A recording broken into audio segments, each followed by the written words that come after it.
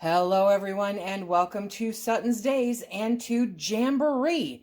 Prepper Potpourri, our buddy, our pal Mary Ellen, she put together this collaboration to have different jam videos throughout the entire month of August.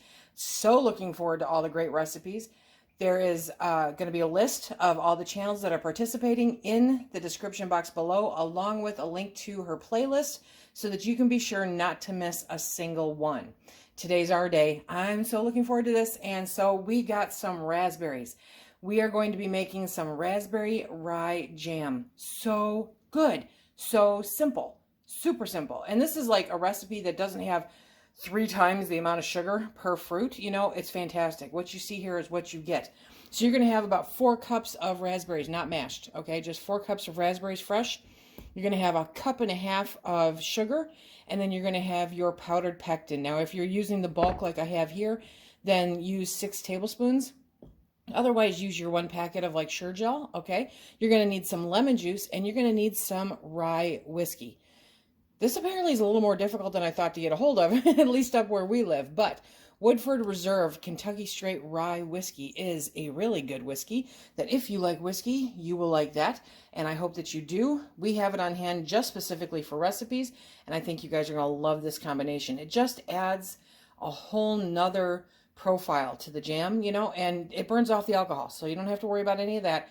And there is no way to make raspberry rye whiskey without the rye. So if you're abstaining from alcohol, I totally get it. Just make raspberry jam because raspberry jam is the bomb.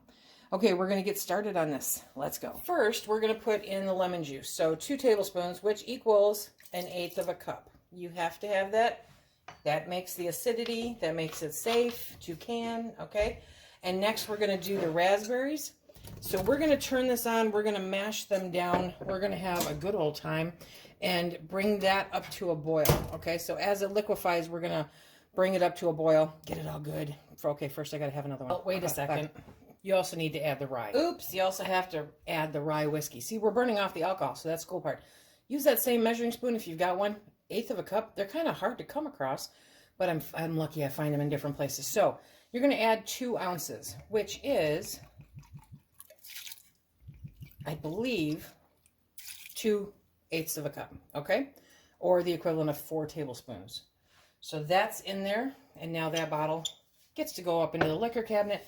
Now we're gonna beat this up and bring it up to a boil. It already looks good.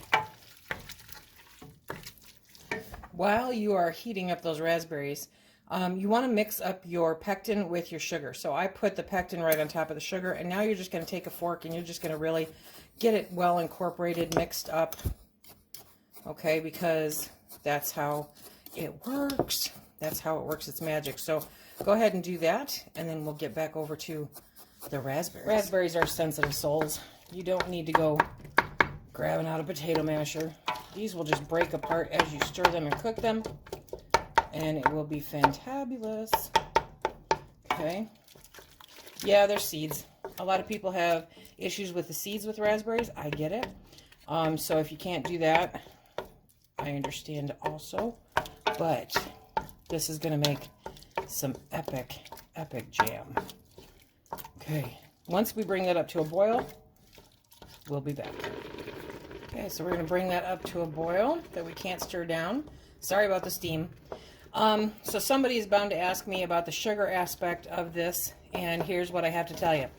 If you want to make this up with a sugar substitute, you absolutely can, but I wouldn't bother canning it because the sugar not only enhances the flavor significantly, but it also retains the color, okay? So if you don't put the sugar in it, then it will actually brown in the jar, even if it's properly canned. So if you were to make this with, you know, stevia or, you know, whatever other sweetener that you might have, you can do it. Don't misunderstand me there. You can do it. But I would put it in the fridge and use it sooner than later because it will change colors. Try and keep the steam out of your face. Okay. So I can still stir that down a bit. So we're going to bring it up just a little bit more. And you see how juicy and loosey-goosey it is now? And that raspberry flavor is amazing. It is so good. Okay, just another minute. Okay, remember, don't walk away from this because you do not want it to scorch. It kind of ruins the flavor, you know. So now we're going to add in the pectin and the sugar. We're going to stir that for a couple of minutes. Bring it back up to a nice rolling boil. And then we are going to put it into jars. Good stuff. So once it comes up to a boil again, you want to set your timer for 1 minute.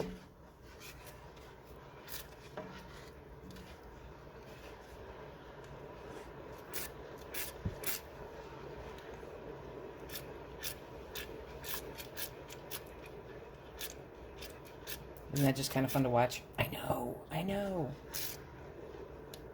But that's how simple jam is. Don't overthink it. Don't overthink it. Just follow the directions. Let it work its magic. And then you will have some awesome jam to give as gifts, or to use yourself, or to bribe contractors with. Okay. Jam makes the world go round, yes. I've cut back on the amount of jam I'm doing this year and last year, you know, because of 2020. But I could not pass up the opportunity to be part of this really great collaboration. I think there are going to be some fantastic jam recipes for you guys to dive into, and I hope that you really enjoy it. See, the more you cook this, I don't know if you can see it. See how it's thickening? So it is thickening. Okay, but we can still stir down that boil, so we're going to keep going here for a few minutes and do our thing. I need to get a little computer fan just to blow this right here so that you guys can hear it. But we've got a rolling boil. See, I can't stir it down. We set the timer for 1 minute. Then we're going to pull this off. It's an electric stove, so I'm going to pull it straight off the burner.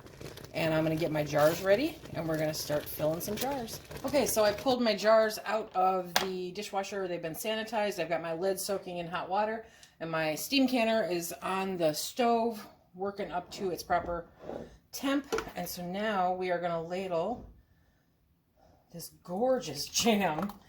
I love raspberry jam. It is so pretty. To a 1/4 inch headspace, okay? I pulled out 6 jars because, legit, I never know how much it's going to make. So, we're going to fill these all up. I definitely do not believe that I'm going to get 6 jars, but just in case, I'd rather have an extra jar or 2 available so that I don't have to run around trying to sterilize a jar. You know what I mean? Okay, so we're going to top that off. We're going to come back and wipe off the rims. Now, I always get asked, do you debubble jam? I do not, because to me, it's all liquid and there's no need. But, you know, somebody somewhere will say that I need to debubble jam, so you do you, whatever you are the most comfortable with, okay? There we go. So if I don't get straight up 4 jars, then I'm going to get really close, which will make Phil happy because he's like, oh, that smells so good. Oh, look, I'm even going to have a little bit extra, it looks like. Okay, so we've got 4 jelly jars, 4 8-ounce jars, okay? And then a little dribble that'll go in the fridge. Yep, good stuff. Good stuff. Okay, so now we're going to wipe down the rims. So probably the easiest way to do this, just take a damp cloth or paper towel and make sure to get everything off the rim, because you don't want anything coming between the lid and the jar. You want this to seal. Okay,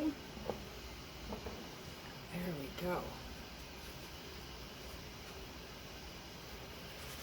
Okay, clean up some mess. And now we're going to get the rings out. Okay, I'm going to put those on. These are some Bernardin lids that I had in my stash from pre-2020. Okay, we're going to put these on. Remember, finger tight. Finger tight. Okay. Don't over crank them. It's not a good thing. It needs to be able to release that pressure. Okay. Ooh. And we're going to steam can these today instead of water bath canning. That is what a steam canner is for. It replaces a water bath canner for canning high acidic things like jams, jellies, pickles, that kind of thing. And it's super easy. So what happens if I have extra lids, right? Well, what I do is I make sure that they get very dried off. So I'm going to let them sit here for a little bit until we're done. Then I'll grab a paper towel, make sure they're super dry, let them air dry for a little bit more, and then I'll put them back with my stash. No harm, no foul. They're still good. They're still perfectly good. What do they say? When the canner's rocking, don't come knocking? No, that's not what they say, but you get the drift, right? Okay, so the steam canner is definitely coming up to pressure, which is good. So I'm going to take that off. I'm going to place my 4 jars right here. And I'm going to put the lid back on. Once that comes up to pressure, once it gets in the middle for my area, focus, Lisa, focus. Once it gets into that green area there, I'm going to set my timer for 10 minutes, okay? If you are water bath canning, no harm, no foul. Get that water bath going. Make sure the water is boiling. Put your jars in there and then water bath them for 10 minutes. Same thing as pressure can, or it's not pressure canning, steam canning.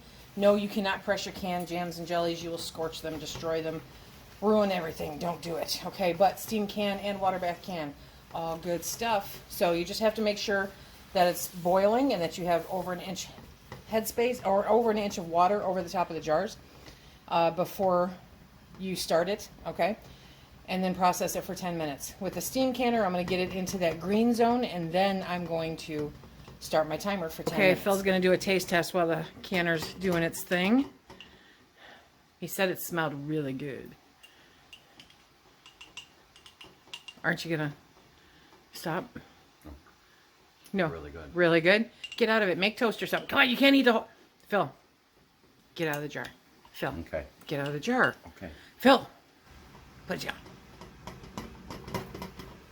Okay, it has been 10 minutes.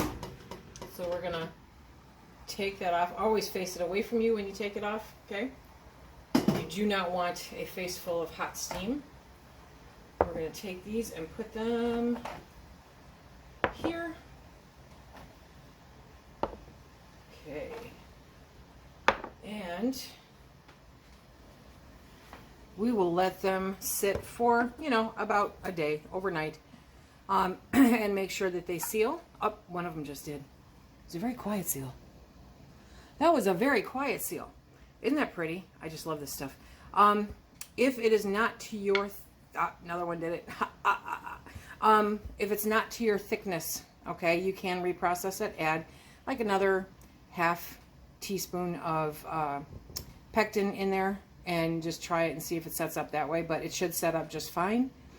This stuff is so good. It's a great gift, like I said, and it's great to have on your shelves. So thank you for inviting me to be part of the August JAMboree and to show you my yummy, wonderful, good raspberry rye jam.